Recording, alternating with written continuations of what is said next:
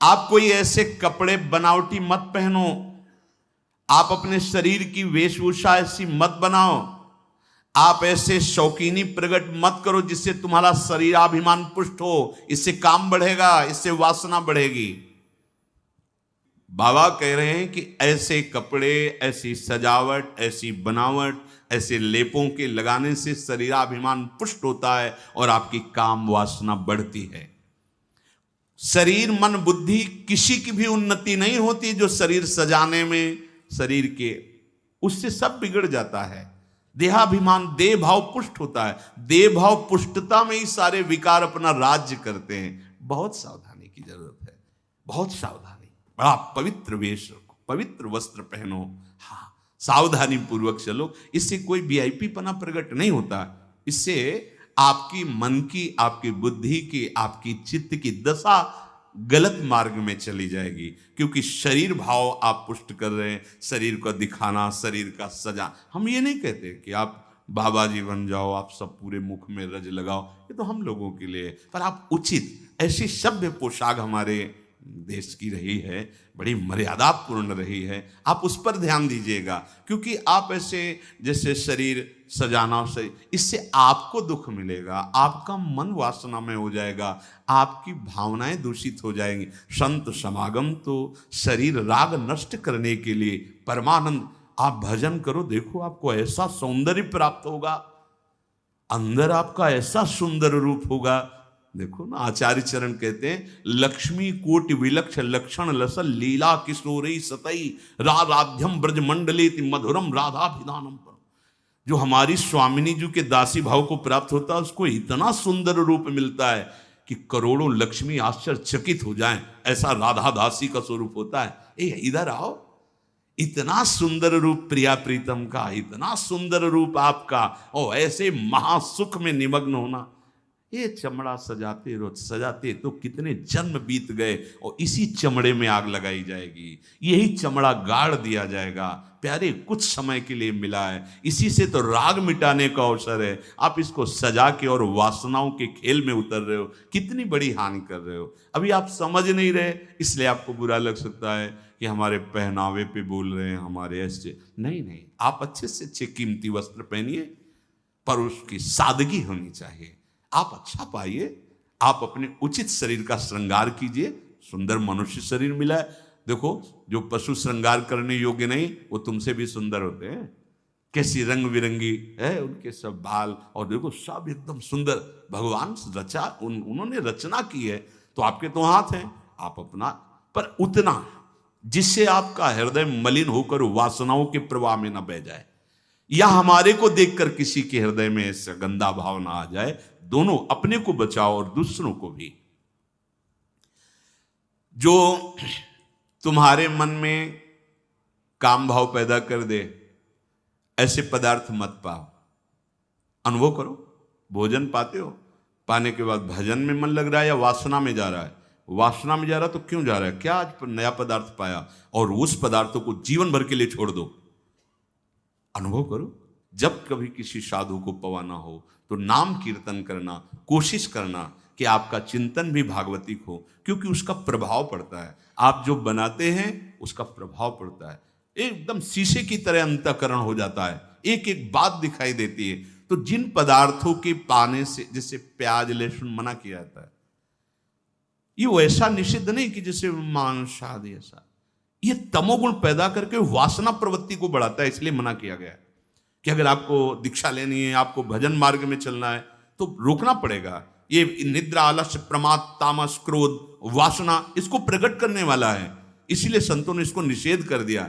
नहीं तो इसकी उपज बड़ी पवित्र सी, जैसे जहां आलू पैदा होती है वहीं पैदा होता है, भूमि में तो होता है, पर उसका प्रभाव, जैसे तुलसी के पत्ता पास में ही गांजे का पेड़, वो भी तो ऐसी जगह मिलेगा, लेकिन वो प्रभाव तमोगुण पैदा करके व्यसन हो गया। तुलसी जी परम पावन भगवत अनुराग बढ़ाने वाली बन गई। और कोई भी सुगंधित पदार्थ जब तक प्रसादी न हो तो शरीर में नहीं लगाना चाहिए, इसका प्रभाव पड़ता है, रजोगुण पैदा करके भोग वासना प्रकट करता है। श्री जी को अर्पित तो भक्ति हो गई हमारी, हमारी श्री जी की श्री अंग की गंध है।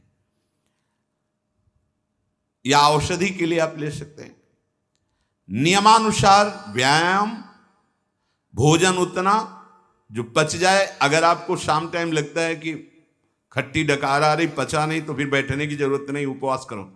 दूसरे दिन पाना, कोई मर थोड़ी जाओगे, आपकी आंतों को थोड़ा विश्राम मिला। प्रतिदिन सोते समय दांतों की सफाई करके सोएं। आपके दांत ठीक होने चाहिए, क्योंकि आप अच्छे से चबाएंगे तब आपकी पाचन शक्ति ठीक होगी।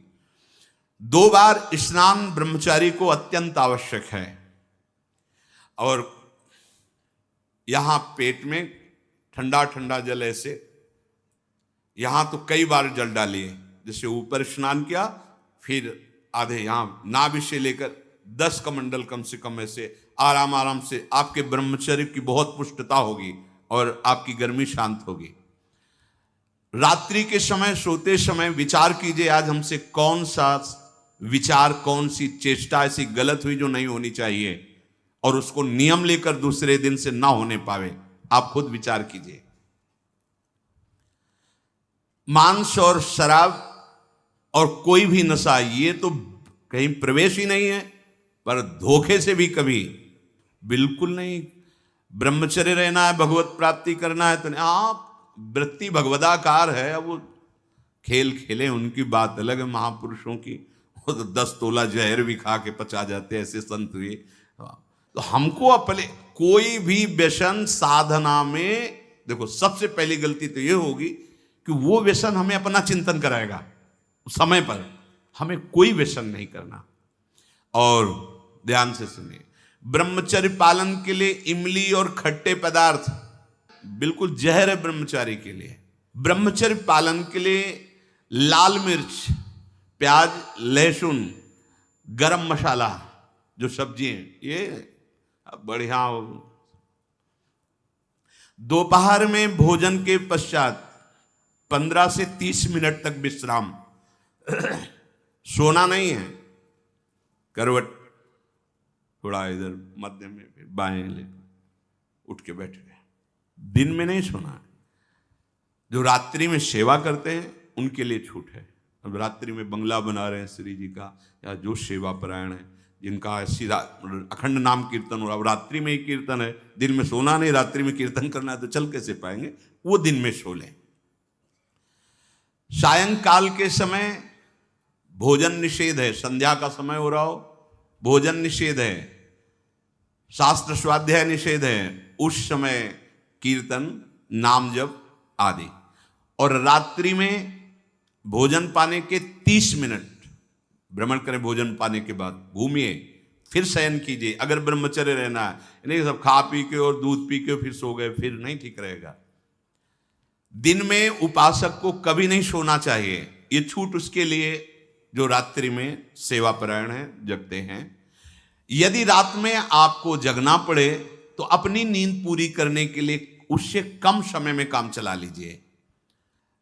सोते समय भगवत चिंतन अत्यंत आवश्यक है। यदि आप सोते समय छूट दे दी तो गलत चिंतन उस समय जरूर होगा, और गलत चिंतन हुआ, अगर सो भी गए तो धोखा हो जाएगा, और अगर जगते रहे तो धोखा हो जाएगा। सोने के समय ऐसे सावधान रहो जैसे मरने वाला सावधान रहता है कि अब तो मृत्यु आ रही है, राधा राधा, ऐसे सावधान। जब एकांत कर्म में तो बिल्कुल सावधान। उस समय क्या करते हैं हम लोग? असावधान हो जाते हैं, छूट दे देते हैं। अगर मोबाइल है तो मोबाइल में लग गए, नहीं तो चिंतन मनन वो कहीं ना कहीं भटकाव में आ जाएगा। भटकाव में आ जाएगा, आपसे धोखा हो जाएगा।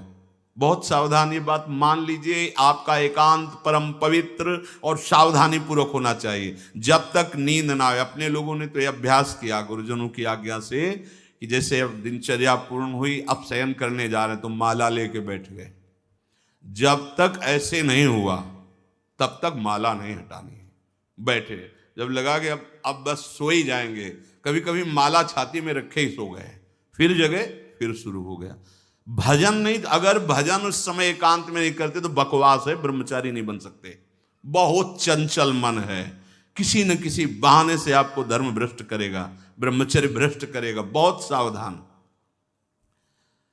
उपन्यास, अश्लील पुस्तकें, अब बाबा के समय तो मोबाइल नहीं चला था ना, नहीं तो वो भी लिख देते। ये कभी ना पढ़ें, ऐसी कोई बातें न पढ़ें, ऐसे कोई दृश्य न देखें।